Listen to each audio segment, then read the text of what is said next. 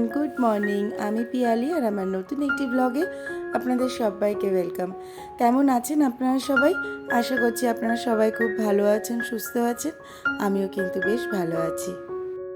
আজ বুধবার আর আজও কিন্তু সকাল সকাল শুরু হয়ে গেছে সংসারের কাজকর্ম করা।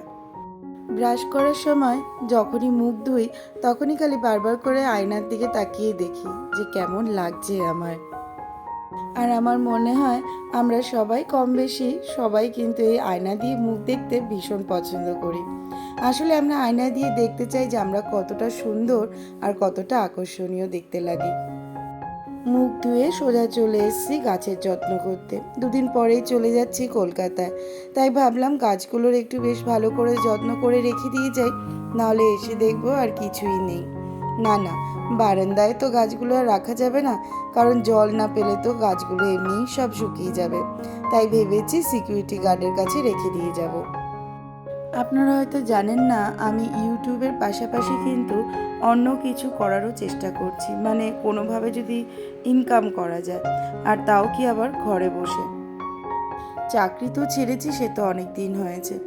বিয়ের পর থেকেই হাজব্যান্ডের কথা ভেবেছি, মানে হাজব্যান্ড এই জায়গা থেকে ওই জায়গায় ট্রান্সফার হয়েছে চাকরির জন্য। সব জায়গায় জায়গায় যেতে লেগেছে, যার জন্য কখনো চাকরির কথা আর ভাবতেই পারিনি।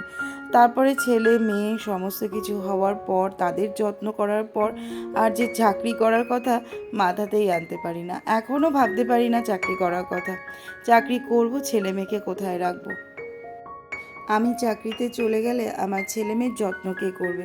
এই অনেক কিছু চিন্তা ভাবনা করে না আর চাকরির দিকে যেতে পারছি না। কিন্তু প্রতিনিয়ত চেষ্টা করে যাচ্ছি ঘরে বসেই ইনকাম কিভাবে করা যাবে। তাই কালকে মাকে বলছিলাম যে মা, আমি আরেকটা কাজেরও সন্ধান পেয়েছি, সেটা ঘরে বসেই করতে পারবো। তো মা আমাকে ওই পাশ থেকে বলে উঠলো, হ্যাঁ রে, তুই যে এত লাফাচ্ছিস টাকা ইনকাম করার জন্য, তোর কি সত্যি টাকার ভীষণ দরকার? তাহলে কি তোর বাবাকে বলবো কিছু হাত খরচ দিতে?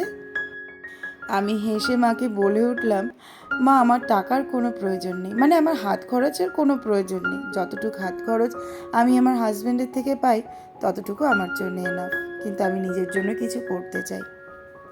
আমরা কিন্তু সবসময় ভেবে থাকি যে আমরা কিভাবে সুন্দর দেখাবো, মানে দেখব কিভাবে অন্য লোকের কাছে আকর্ষণীয় করে তুলব। আমার মনে হয় এই সমস্ত কিছু তখনই পসিবল যখন আপনি নিজে কিছু ইনকাম করবেন। নিজে ইনকাম করলে বুঝতে পারবেন নিজের কনফিডেন্স লেভেলটা কিন্তু অনেকটাই ওপরে উঠে গেছে। নিজে ইনকাম করলে মানুষের সাথে চোখে চোখ মিলিয়ে কথা বলতে পারবেন। শরীরের সাথে সাথে মানসিকভাবেও কিন্তু আমাদের ফিট থাকা দরকার। আর সেটা তখনই পসিবল যখন আপনি নিজের আত্মবিশ্বাসটাকে বাড়াতে পারবেন। আবার টাকা ইনকাম করার সাথে সাথে নিজের মধ্যে কিন্তু একটু পজিটিভিটিও আনতে লাগবে। তবে ঘরের মধ্যে যদি এরকম কোনো নেগেটিভ মানুষজন থাকে, আমি বলবো তাদের সাথে মেলামেশা করাটা বন্ধ করে দিন। কারণ নিজের মধ্যে পজিটিভিটি আনবেন, তবেই না লোকের কাছে আপনি আকর্ষিত হবেন।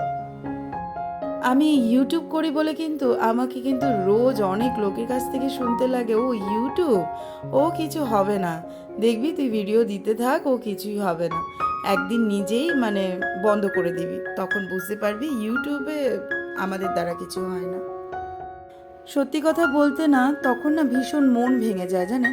যখনই এরকম কথা শুনি যে ইউটিউবে কিছু আমি করতে পারবো না, এতদিন ধরে চেষ্টা করছি।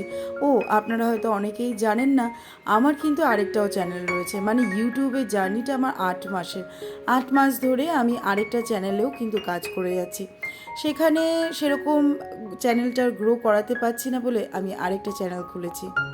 আর যার জন্যই জানেন তো, মানে প্রচণ্ডভাবে মন ভেঙে যায়। তখন মনে হয় সত্যি 8 মাস ধরে তো আমি ভিডিও দিয়েই চলেছি, কিন্তু কিছুই তো করতে পারছি না। তখন আর ভিডিও দিতে ইচ্ছা করে না, ভিডিও ছাড়তেও ইচ্ছা করে না, ভিডিও শ্যুটও করতে ইচ্ছা করে না, কিছুই ভালো লাগে না তখন আর।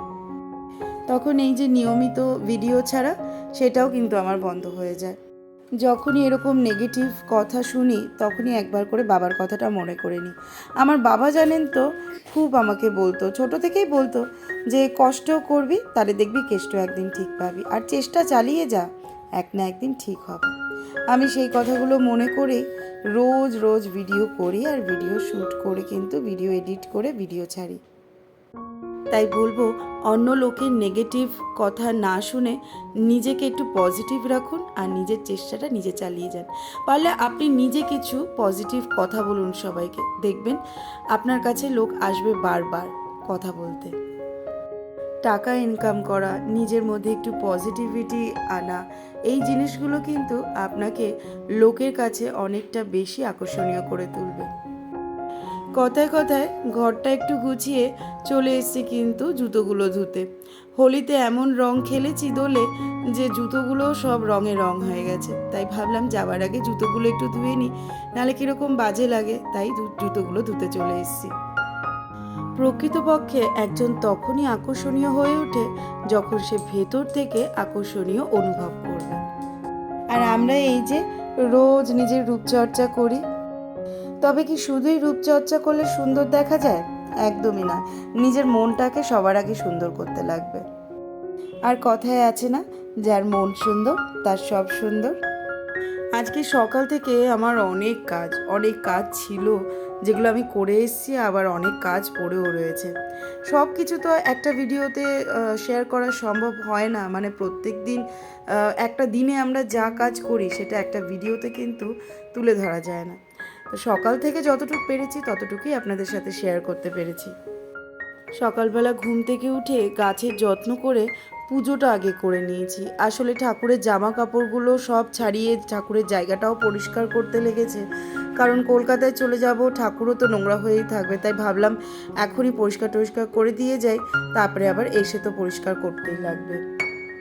চলুন, সাত সকালের কাজ কিন্তু আমার সারা হয়ে গেছে। এবার চলে এসেছি মেয়েকে নিয়ে স্কুলে ছাড়তে। আজকের ওর বাবা সকাল থেকে অফিসে কাজ নিয়ে বসে পড়েছে, যার জন্যই আসতে পারলো না। তাই আমি আবার মেয়েকে নিয়ে চলে এলাম স্কুলে ড্রপ করতে। সকাল থেকে সংসারে কাজ করতে করতে কিছু খাওয়াও হয়নি, তাই আখের রস দেখলাম দোকানে, তাই ভাবলাম একটু খেয়েই যাই। সকাল থেকে না খেয়ে দিয়ে কাজ করলে শরীরটা এত বেশি উইক লাগে যে আর কাজই করতে ইচ্ছা করে। চলুন, অনেকটা সময় পেরিয়ে গেছে, সকালে টিফিন করে এবার সোজা চলে এসেছি রান্না করতে। আসলে চলে যাব বলে ফ্রিজে মাছ মাংস কিছুই রাখছি না, সবজি তরকারিও মোটামুটি আনা বন্ধ করে দিয়েছি।